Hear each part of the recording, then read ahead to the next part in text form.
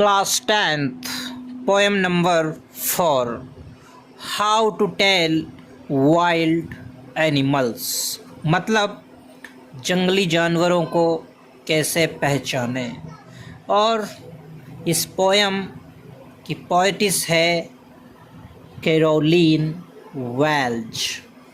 Before you read section को देखते हैं।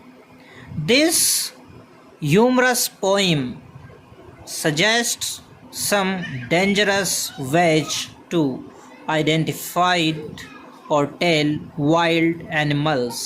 Read it aloud, keeping to a strong and regular rhythm. मतलब ये कि एक हास्यपूर्ण कविता है, जंगली जानवरों को पहचानने के कुछ खतरनाक तरीके बताती है। तेज आवाज़ में इस कविता को पढ़ें और कविता की ले को बनाए रखें। देखते हैं poem stanza number 1। If ever you should go by chance to jungles in the east and if there should to you advance a large and tawny beast.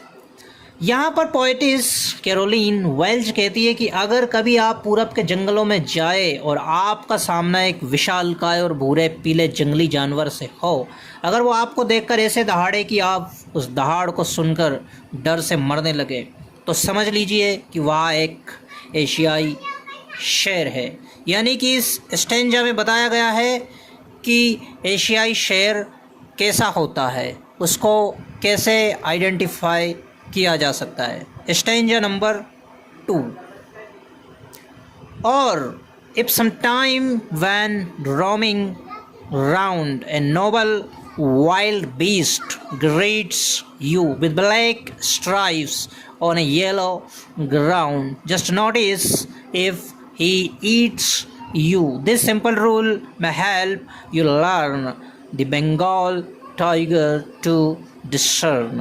इस स्टेंजा में बताया गया है कि अगर कभी घूमते हुए आप एक शानदार जंगली जानवर आपका अभिवादन करें, उसके फीले शरीर पर काली धारियां हो और वह आपको शिकार बनाने को तैयार हो, तो आपको ये समझने में आसानी होगी कि वह बंगाल का टाइगर है। स्टेंजा नंबर 3 देखते हैं।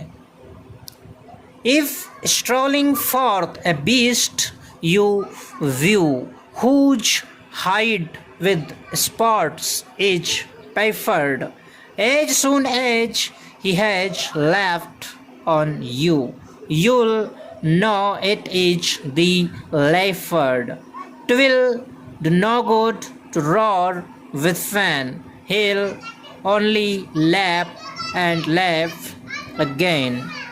अगर आपको चहलकदमी करते हुए यानी घूमते हुए ऐसा जंगली जानवर दिखे जिसकी खाल पर काले धब्बे हो और वह आपको शिकार बनाने को झपटे, तो आप समझ जाए कि यह चीता है। वह आपको दर्द से कहराने का मौका भी नहीं देगा। मतलब चीता एकदम झटपट ही निपटा देगा, वह आप पर सिर्फ झपट्टा ही मारता रहेगा।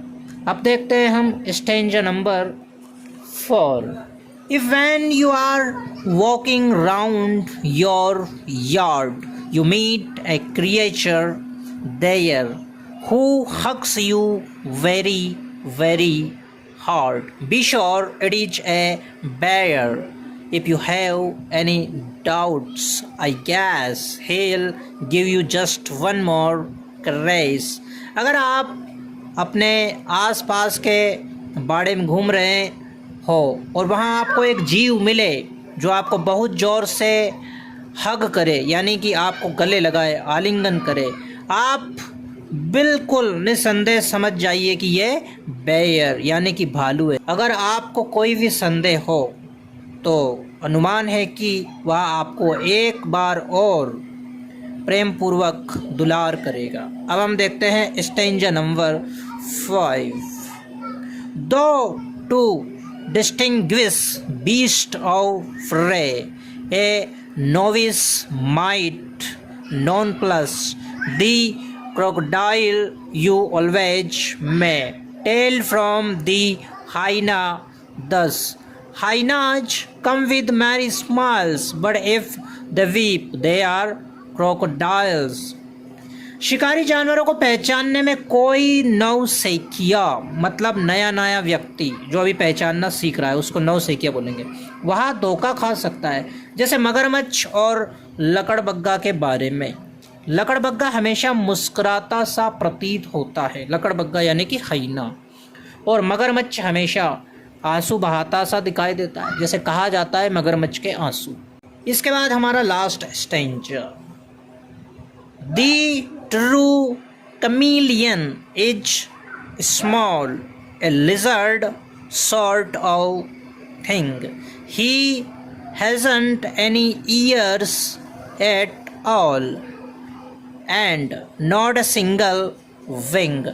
If there is nothing on the tree, it is the chameleon you see.